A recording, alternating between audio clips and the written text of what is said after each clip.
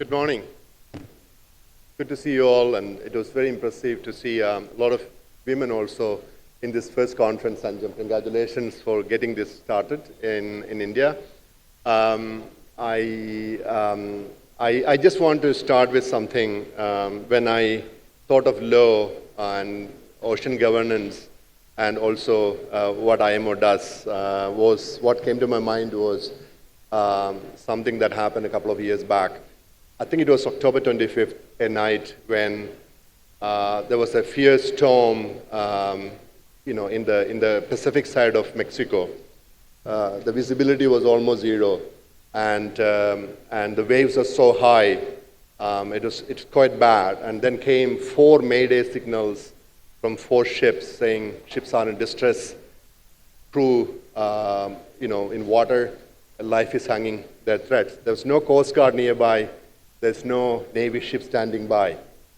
And there was a small vessel, I think forgot the name, it's Maya, and it was actually also in the same storm.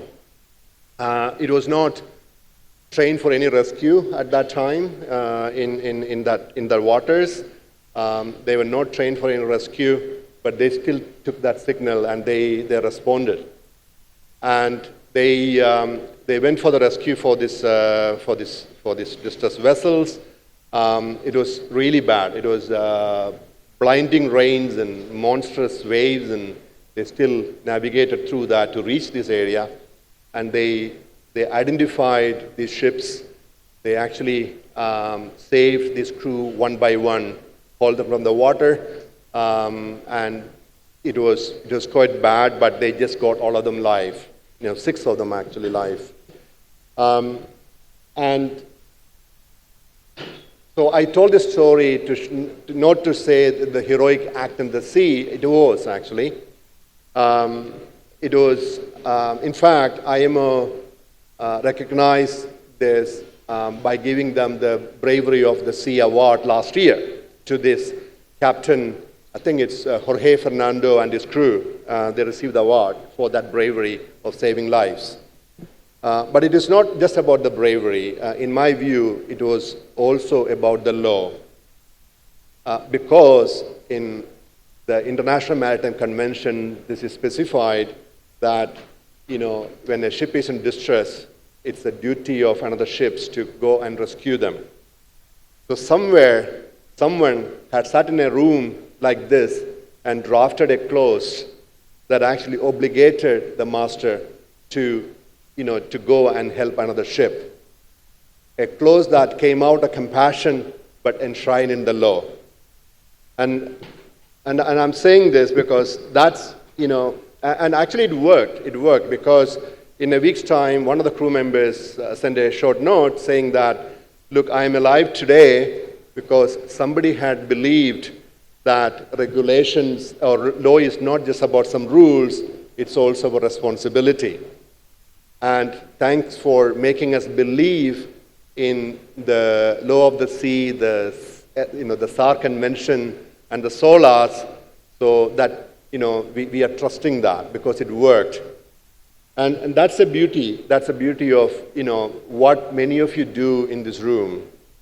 By drafting, and as lawyers, and I know who, then others also, some of them are at least connected, and you are not just drafting a clause, but actually writing life-saving, in fact, lifesavers. So in the story, I think there's a lesson because yes, we want to remain, connected as a maritime community, but the law allows us to be united in justice, and that's the beauty of it. And it's an amazing job that the maritime lawyers do, and drafting all this. Really, every regulation that we develop, every audits that we do, and every training that we do is actually has the potential to save lives, has the potential to preserve the environment, and actually ensures that we are united in justice. So when it comes to, I mean, that was just the story I wanted to say, and I do have a speech, but I'm not going to read all that speech. It's as I said, often without the law, the sea would be a chaos. It is, our oceans, and it's borderless, and it's governed not by force, but by trust. And I think that's what AnchorCon, I think the word anchor is almost about anchoring in trust. IMO,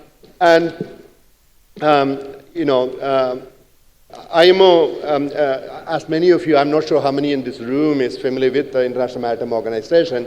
I'm sure some of you are. It stands as the legislative and the normative engine for international shipping. 176 member states, and we do have a number of conventions that actually governs all this.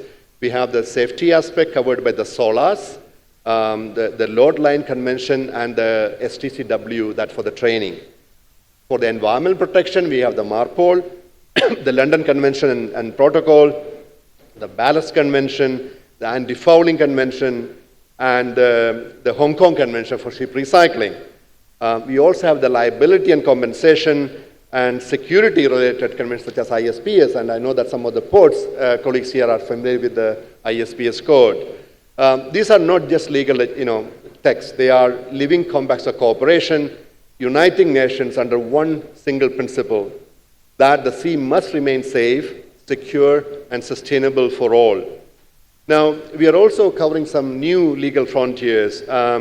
So the maritime domain is evolving faster than ever before.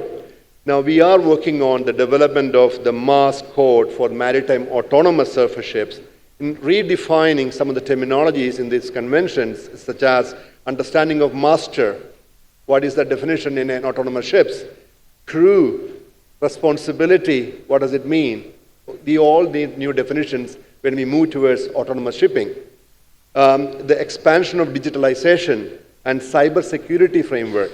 We need to develop guidelines, and IMO is working on it, but it still calls for more robust legal clarity and global alignment in all these areas of security as well. And then you have this climate law and maritime law, and these need to be integrated. So, and that's where IMO is working on developing the GHG strategy, emission-related strategy, the carbon, the pricing mechanisms and the fuel standards. So there's a lot of work to be done, and the legal framework have to define all this. And we are doing that through the MARPOL Annex 6 amendments in IMO. The Hong Kong Convention, which is about the circular economy of the ship recycling, as Annex 6 tightens the control over emissions, our legal order is entering the new area, one that's safety, sustainability, and social responsibility. So law is no longer just a guardian of order. It is now an instrument of transformation, and it has the potential to transform. But let's be honest, the adoption is only the first step. Implementation remains the greatest challenge. We can draft all these fantastic conventions, but if you're not implementing it, there's no use, especially for the developing countries and the small islands. And we do audits, of the IMO member states. Every member state go through an IMO mandatory audit to assess the standards and the gaps. One very common finding that comes out from many of these audits, in fact, almost, especially in the developing countries and the small islands, is the lack of the legal framework. So we have a long way to go to initiate these things with the legal framework first, and then building the pillars on top of this. So this is a common finding, and I think that's where we all need to work a lot more on this. And when it comes to the women in maritime, there's a lot of contribution that group can do as well. We are also initiating specific region-specific initiatives. Because of the challenge in the small islands in the Pacific, we are starting a project to help them to develop the legislative framework in the Pacific Island states. We are going to Caribbean for the same reasons, to help the island states to develop legal framework. We have a beautiful institute, IMLI. I don't know how many you heard about this, International Maritime Law Institute. That's in Malta, and that is established by IMO. Actually, an Indian Secretary General established it, looking into that future, Sir Srivastava. It is actually training maritime leaders, and they are becoming leaders in the respective countries when they go back. So if any of the prospective lawyers here wanting to get a bit of a training in IMLI, please do look for the opportunity, because it's fantastic in terms of networking as well. So I'm not going to talk too much, and I think I've covered most of the points. I know we are running short of time, but I just want to highlight one aspect, the inclusivity and the women inclusion, law with a human face. And I know that we have gathered under the Maritime SheEO umbrella, and it is a reminder that diversity is not a footnote, it is a foundation.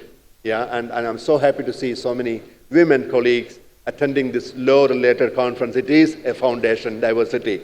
Women have always been part of the maritime history, from the ship owners and pioneers in admiralty law to the new generation of legal experts shaping international frameworks, and some of you are here.